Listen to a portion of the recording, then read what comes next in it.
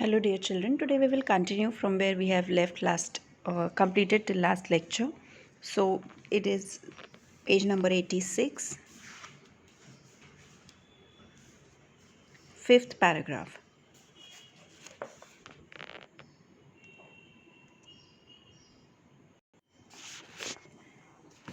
The children moved listlessly towards the aunt's end of the carriage. Listlessly means unwillingly, and they unwillingly they finally, because the aunt told them that she is going to tell them a story, so they finally went towards the aunt to that corner of the compartment where the aunt was sitting, and they sat near her. Evidently, her reputation as a storyteller did not rank high in their estimation. So whatever they had expectations from any storyteller, so in comparison to that, the aunt's skills of storytelling did not really was ranked very high by the children. They felt that she was not really a very good storyteller. In a low confidential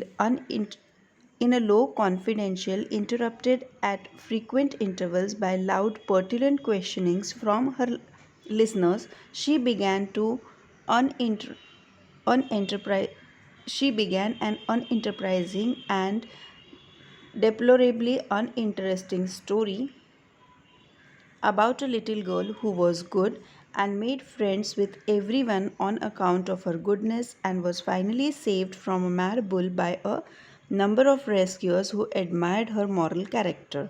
Now, she was really not a very good storyteller, and so she was not so very confident also, and she didn't wanted the bachelor to listen to the story, and so she didn't wanted him to be disturbed, and so in a very low voice, and it was a confidential means not other than the three children could listen. Confidential is keeping something secret. So in such a low voice, she started telling a story, and she was interrupted very every after some time, after every one or two lines of the story, by loud and petulant questionings. Loud means we are in a loud volume, and they were uh, very frequent questions like why this happened, why that happened, why it was so. So the children kept on questioning her again and again for everything she told in the story, and they didn't had that much of sense, or they were so small, so they couldn't understand that they should speak in a low voice so that they will not be disturbing anyone. Here the listeners are the three children. And then she started telling them a story, and this story was about a very good girl who who made a lot of friends because she was good. So many children wanted to be her friend, and she was able to make many friends because she was actually really very good. And one day she was in the village when she was out of her house. She was out somewhere in the village, and that time a mad bull attacked her, and she was saved by a lot of people because she was really good. So when she said that she was saved by a mad bull, she was saved by the people around. When she was attacked by a mad bull, the immediate question came from the children that wouldn't they have saved her if she hadn't been good. They asked her that if she wouldn't have been that good, wouldn't the people around her would have saved her? Like if she was bad, would they have let the mad cow attack her and probably hit her or even kill her?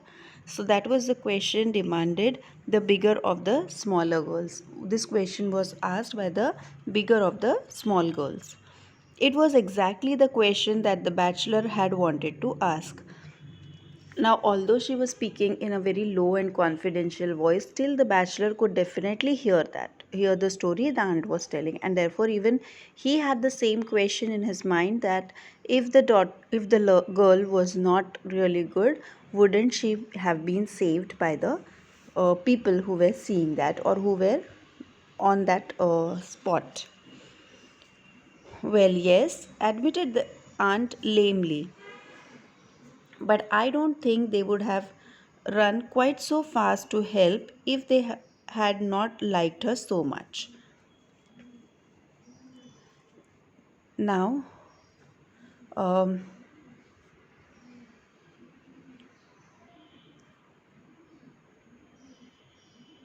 so the aunt replies that probably they would have saved her, she says, but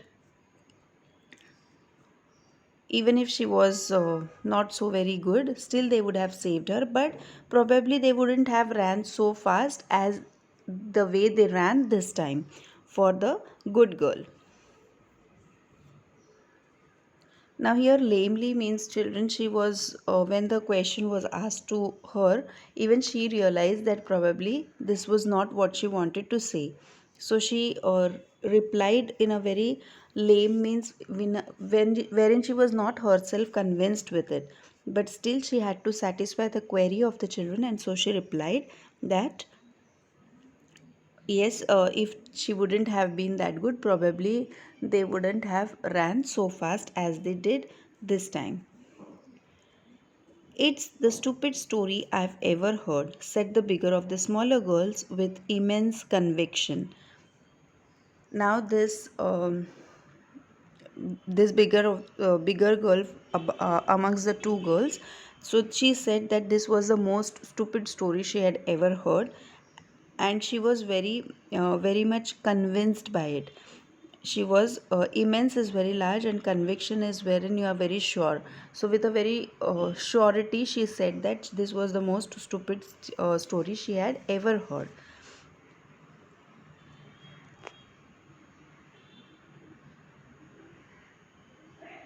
I didn't listen after the first bit. It was so stupid, said Cyril. When she said that, even Cyril said that it was so very stupid, it was so very annoying or not very good, not good at all, that after listening to the beginning of the story only, I stopped listening. I didn't pay attention to the story at all. The smaller girl The smaller girl made no actual comment on the story, but she had long ago recommenced a murmured repetition of her favorite line. Now, this smallest girl, we have seen in the earlier part that she continuously kept on reciting the line of the poem she knew, the only line. So initially when she was listening to the story, and afterwards when she didn't find it interesting, she stopped paying attention to the story, and naturally of its own she started reciting the same line of the poem again and again. So although she did not say that she didn't like the story or something, but from her action, from her recitation and not paying attention to the story, it was clear that she did not like the story at all. You don't seem to be a success as a storyteller, said the bachelor suddenly from his corner. So the bachelor, till now he was quiet, he did not say anything, but now he said all of a sudden that it seems that you are not very successful as a storyteller, means you are not really very good at telling a story. The aunt bristled in instant defense at this unexpected attack. Now the aunt was not really expecting any comment um, from the bachelor or the stranger, and so she got angry. Bristled is got angry. So she got angry and she immediately reacted um, to the comment he had said. It's a very difficult thing to tell stories that children can both understand and appreciate, she said swiftly. So, immediately, what she said that it is really very difficult, wherein it is wherein the stories should be understood by the children, and also they should be liked by the children. Appreciated is when we praise something. So when do we praise? We praise when we like something. So she says it's very difficult that the children should understand it also and like it also, and they should appreciate also. So it is very difficult. I don't agree with you, said the bachelor. The bachelor said that he doesn't agree uh, with the aunt, and according to him, it was not so very difficult to tell stories to the children, which they can understand and they can like that as well. Perhaps you would like to tell them a story, was the aunt's retort. Retort is reply. So the aunt replied that it seemed that the uh, bachelor wanted to tell a story to the children. Tell us a story, demanded the bigger of the small girls. So, this elder girl amongst the two small girls, she immediately found a new storyteller. So, she was very excited and she said, yes, yes, please, you tell us a story. And then the bachelor begins telling a story, and he says, once upon a time, began the bachelor, there was a little girl called Bertha who was extraordinarily good. So again, he started telling a story, and he said that there was a girl and she was extraordinarily good. Extraordinarily means very above normal. So she was very good. She was very extraordinarily good. And her name was Bertha. The children's momentarily aroused interest began at once to flicker as stories seemed dreadfully alike, no matter who told them.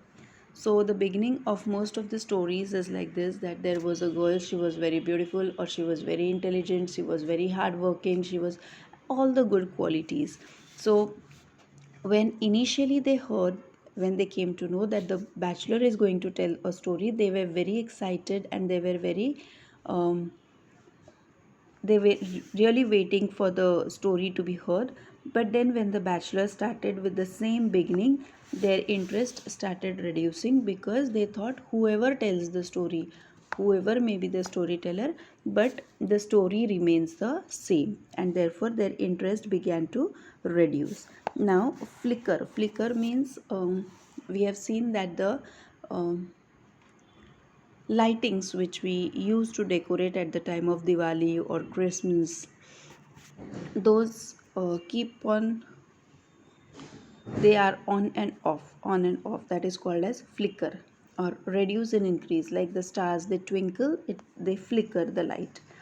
So that is flicker, and therefore their interest also flickered. Like earlier, when they came to know that the bachelor was telling a story, they were very interested. They had a lot of expectations from him, and but when he started the same beginning of the story, again their interest reduced.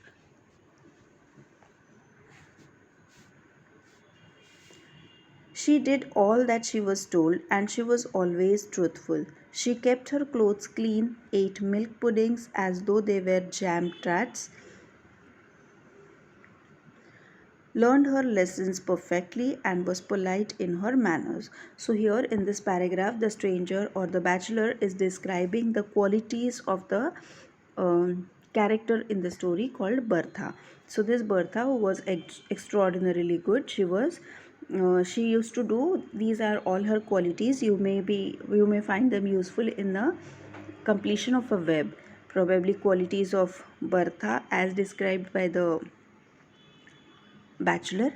And the quality was, she did all that was told to her. She was very truthful. She always used to tell the truth. She kept her clothes clean, and she ate milk puddings. So she ate whatever she was given or whatever was cooked, learned her lessons perfectly. She was very good at studies. She used to do her homework very regularly. She used to study very regularly, and was very polite in her manners. She was also very polite. Was she pretty? Asked the bigger of the small girls. So now this girl was very curious that when she had so many good qualities, was she also very pretty in her looks? Not pretty as any of you, said the bachelor, but she was horribly good. But then the bachelor said that she was not very pretty. You all three are prettier than her. You three are more pretty than her.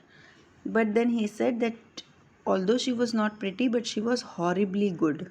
Now, horribly good is two contradictory words placed one after the other. Like horrible is generally used in a bad sense, and good is, of course, a good sense.